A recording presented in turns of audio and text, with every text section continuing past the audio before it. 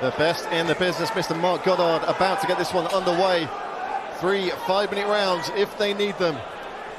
In the Cage Warriors lightweight division, Dec Dean in the green with mustard trim. Crazy Chris Price in the white with black trim. Touch of gloves and we are underway. It's a fast start from Chris Price down.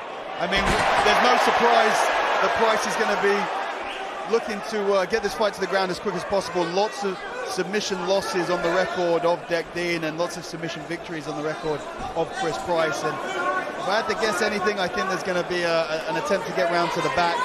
I mean, this guillotine position very loose and smart of him to release it. He is able to get back into a half full guard position here. And I do expect Price to try and sort of transition through the positions on the ground opposed to trying to strike from here. But so early in the fight, it wouldn't be a bad idea to start to weaken his opponent a little bit. As I say that, a beautiful half butterfly guard sweep to take top position here. This is something that I feel like is underutilized massively in MMA. So, I mean, I am super, super happy to see a butterfly guard sweep in the cage here tonight. A great job by Dec Dean. The question is, can he do anything with this? And he's in a body lock position now. He's looking to try and take the back. That whizzer, oh, straight into a scissor takedown attempt here for the heel. And a good job of Dean to try and punch his way out of it to distract the opponent a little bit. Successfully done as he tries to take the back and now goes for a guillotine. Crazy scrambles early here. He ends up on his back again. I'd love to see him go back to the butterfly guard there and try and sweep again. You can see him controlling the wrist. He has an overhook on the right-hand side, so I think he tried to go for a triangle for a second there before realizing that he wasn't in the best position to do it. But really, really fun grappling exchanges in the first couple of minutes of this fight. Nice elbow there from Dec Dean from the bottom. Dec Dean still controlling that with his right arm, controlling the left arm of Chris Price. So if he starts to control on the inside of the bicep or on the wrist or gloves of Price, then expect to see him throw his legs up for a triangle. It's kind of one of the things that you have there. So you can see how he's on the inside of the bicep there. He's trying to get his shin on the inside of the arm. And if he's able to do that, he will throw the legs up for a triangle. There you go. You see how he's controlling the inside of the bicep there?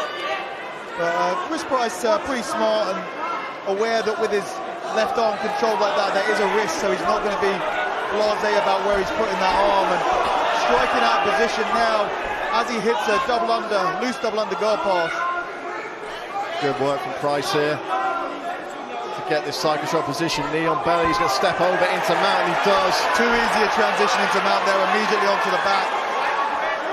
And I did have a feeling that this is where the fight would end. I've been more impressed with Dec Dean's grappling, but he needs to get out of this position. This is a terrible position to be in, and with 2 minutes left of the first round where it's not too slippery yet, he's a little bit high on the position here. If I'm Chris Price, sorry, I'm going to try and either flatten my opponent out or do this, which is to roll onto the back. This is the smartest thing to do from here. Possibly look to switch to a body triangle here, tie up some of the grips, and there, the forearm's already underneath the neck.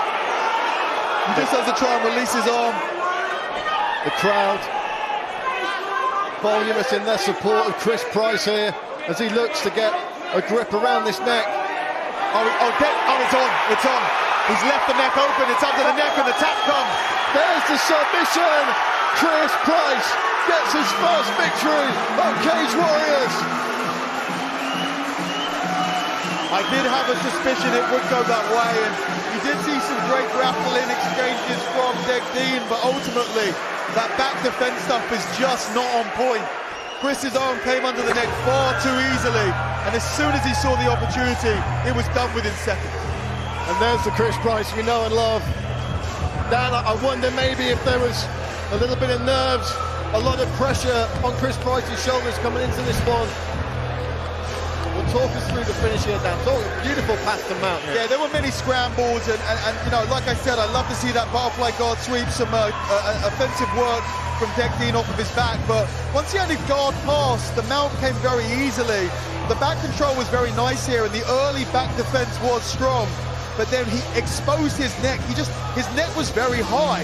It was just not how you want to defend when you've got someone as dangerous as Chris Price on your back. If that neck comes up, he's going to slip his arm underneath.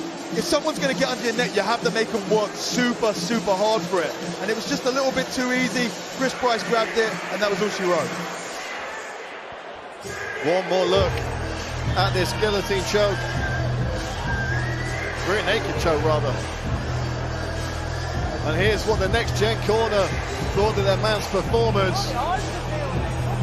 Paul Rimmer and Adam Vetri very happy with that finish. Here's Hal Chaplin to make it official. Ladies and gentlemen, your referee, Mr. Mark Goddard, calls a stop to this contest after just 3 minutes and 31 seconds of the very first round, declaring your winner by way of rear naked choke in the red corner, Crazy Chris Price. Well, we talked about perhaps a bit of pressure on Chris Price's shoulders going into this one. A lot of pressure to get the win. He always brings a big crowd with him. I've called his fight since he was a young amateur.